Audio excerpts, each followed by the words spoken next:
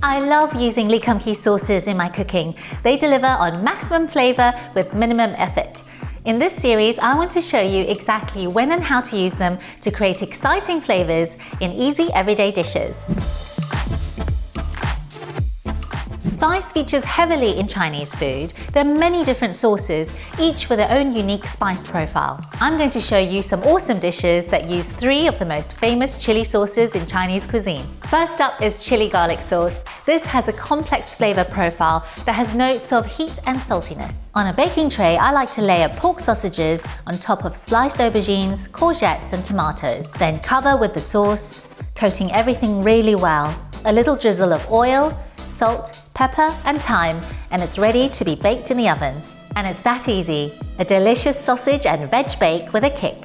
Next up is the classic chili bean sauce. This Sichuan-style sauce is made from a blend of salted chilies and different bean pastes, and it goes fantastic with fish. I like to steam some fresh cod, then combine grated ginger, coriander stems, spring onion, double deluxe soy sauce, and chili bean sauce all in a jar. Give it a good shake and pour it over the cooked fish, finishing with some fresh spring onions and coriander. This is so easy to do, but really delivers big flavor.